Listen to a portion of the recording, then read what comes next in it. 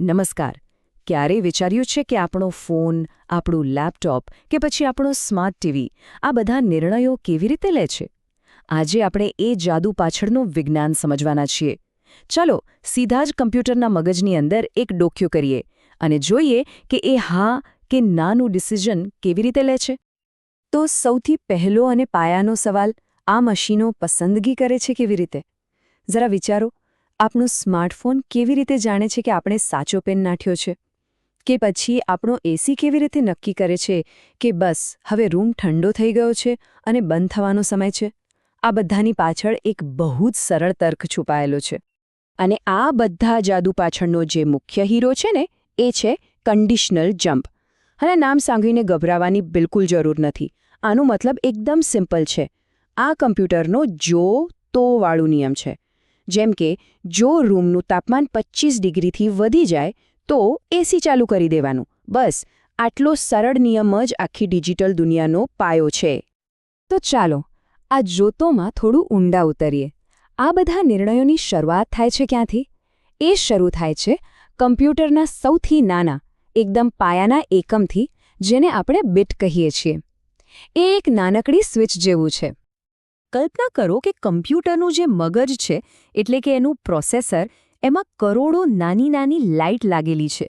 Technical ભાષામાં આને flag કહેવાય છે. જ્યારે કોઈ લાઇટ ચાલુ હોય એટલે કે 1, તો એનો મતલબ છે હા, અને જ્યારે એ બંધ હોય એટલે કે 0, તો એનો મતલબ છે ના. કમ્પ્યુટરના બધા જ મોટા મોટા નિર્ણયો આ નાનકડા હા કે ના પર જ ટકેલા છે. પણ સવાલ એ છે કે કમ્પ્યુટરને આ હા કે નાના સંકેતો સમજાય છે કેવી રીતે? એના માટે એની પાસે કેટલાક ખાસ ટૂલ્સ એટલે કે આદેશો હોય છે, જેને જમ્પ ઇન્સ્ટ્રક્શન્સ કહેવાય છે.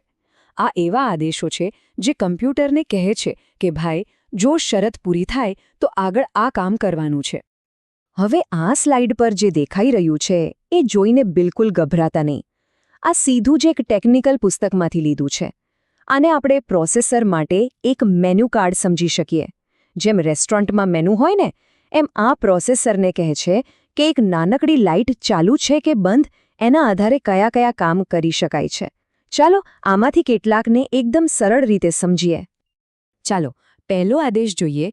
વિચારો કે આપણી પાસે એક જૂનું કેલ્ક્યુલેટર છે જે ફક્ત 99 સુધી જ ગણી શકે છે. હવે જો આપણે એમાં 99 + 2 કરીએ તો શું થશે? એ 101 નહીં બતાવે, પણ એરર બતાવશે, બરાબર?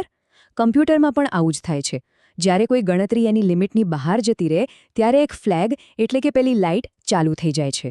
જેસી આદેશનો મતલબ છે જો ગણતરી ઓવરફ્લો થઈ હોય તો આ રસ્તે જાઓ, અને JNEનો મતલબ છે જો બધું બરાબર હોય તો આ રસ્તે જાઓ.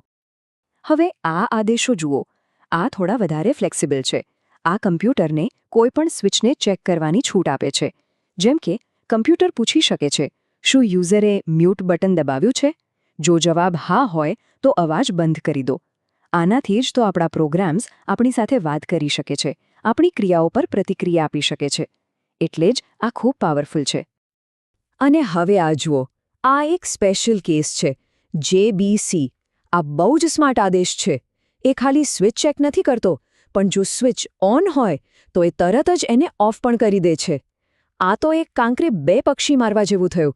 ચેક પણ કરો અને કામ પતે એટલે રીસેટ પણ કરી દો. આનાથી કમ્પ્યુટરનો સમય અને એનર્જી બંને બચે છે. ખરેખર ખૂબ જ એફિશિયન્ટ. અત્યાર સુધી આપણે ફક્ત એક જ લાઇટની સ્વિચ ચાલુ છે કે બંધ એની વાત કરી. પણ જરા વિચારો, શું આપણો પાસવર્ડ ખાલી એક જ અક્ષરનો હોય છે? ના, બરાબર ને? એટલે મોટા અને જટિલ કામ કરવા માટે કમ્પ્યુટરને માહિતીના મોટા ટુકડાઓ, જેમ કે આખા શબ્દો કે સંખ્યાઓની સરખામણી કરવાની જરૂર પડે છે. તો ચાલો હવે આપણે એક લેવલ ઉપર જઈએ. હવે પ્રોસેસર ખાલી એક સ્વિચને નહીં, પણ આખી સંખ્યાઓ, શબ્દો કે અક્ષરોને સરખાવશે. અહીંથી જ કમ્પ્યુટરની સાચી બુદ્ધિની શરૂઆત થાય છે એમ કહી શકાય. આની પાછળનો આઈડિયા એકદમ સિમ્પલ છે. કમ્પ્યુટર 2 વસ્તુઓને સરખાવે છે. દાખલા તરીકે, શું યુઝરે નાખેલો પાસવર્ડ સાચા પાસવર્ડ સાથે મેચ થાય છે? જો જવાબ હા હોય તો ફોન અનલોક થઈ જાય, અને જો ના હોય તો સ્ક્રીન પર ખોટો પાસવર્ડ એવો મેસેજ દેખાય. આટલી સરળ સરખામણીનો ઉપયોગ આપણે ઓનલાઈન શોપિંગથી લઈને બેન્કિંગ સુધી બધે જ કરીએ છીએ. અને આ સરખામણી કરવાની ક્ષમતામાંથી જ એક ખૂબ જ શક્તિશાળી વસ્તુનો જન્મ થાય છે જેને આપણે લૂપ કહીએ છીએ. લૂપ એટલે કોઈ એક કામને વારંવાર ફરીને કરવું. જેમ કે કોઈ ગમતા ગીતને રિપીટ પર વગાડવું. કમ્પ્યુટર આ કેવી રીતે કરે છે? એ એક ખાસ આદેશ વાપરે છે. સંખ્યા એક ઘટાડતા જાઓ અને જ્યાં સુધી એ શૂન્ય ન થાય ત્યાં સુધી કામ ચાલુ રાખો. ચાલો આનું એક ઉદાહરણ જોઈએ. માની લો કે આપણે 10 ઈમેલ મોકલવા છે. તો શું થશે? પહેલું, કમ્પ્યુટર એક કાઉન્ટર 10 પર સેટ કરશે. પછી એ પહેલો ઈમેલ મોકલશે. પછી એ કાઉન્ટરને ઘટાડીને 9 કરી દેશે. અને હવે એ ચેક કરશે, શું કાઉન્ટર શૂન્ય થયું? ના, નથી થયું. તો એ પાછું બીજા સ્ટેપ પર જશે, બીજો ઈમેલ મોકલશે. અને આ ચક્કર ત્યાં સુધી ચાલતું રહેશે જ્યાં સુધી 10 ઈમેલ મોકલાઈ ના જાય અને કાઉન્ટર શૂન્ય ન થઈ જાય. આ બધું જ ફક્ત એક જમ્પ આદેશને કારણે શક્ય બને છે. સારું, તો આપણે આ બધી ટેકનિકલ બાબતો તો જોઈ, પણ આ બધાનો અસલ મતલબ શું છે? આ નાના હા કે નાવાળા નિર્ણયો અને જમ્પ્સ, આ બધું ભેગું મળીને આપણી આટલી મોટી અને જટિલ ડિજિટલ દુનિયા કેવી રીતે બનાવે છે? ચાલો એ જોઈએ. સ્ક્રીન પર દેખાતા આ આંકડા પર એક નજર નાખો. 3 ટ્રિલિયન એટલે કે 3000 અબજ.